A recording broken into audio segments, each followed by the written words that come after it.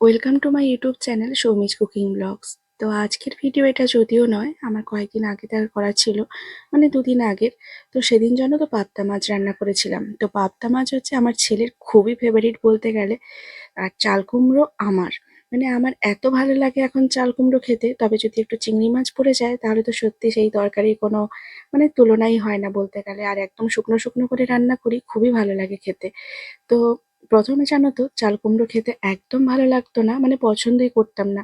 যখনই দেখতাম বাড়িতে চাল কুমড়ো নিয়ে এসছে বাবা-মা, তো একদমই মানে আমার ভালোই লাগতো না বলতে গেলে। তারপর যখন থেকে শুনলাম যে চাল কুমড়ো খেলে রোগা হওয়া যায়, তো জানি না, তারপর থেকে একটু জোর করে খেতাম। কিন্তু এখন এত ভালোবেসেছি চাল কুমড়ো, মানে নিজেই বাজার করতে গেলে এখন নিয়ে আসি চাল কুমড়ো।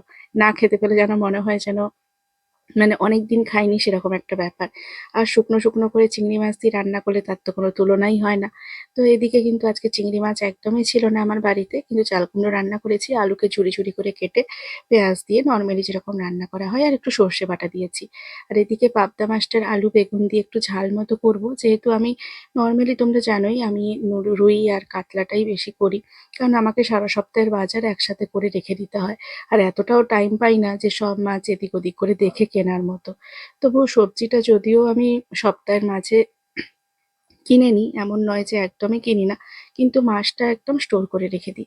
আর এদিকে দেখো পাবদা মাছের আলু বেগুন দিয়ে একটু সর্ষে বাটা দিয়ে ঝাল করেছি। এই ঝালটা খেয়ে ছেলে কিন্তু খুবই ভালো বলেছে।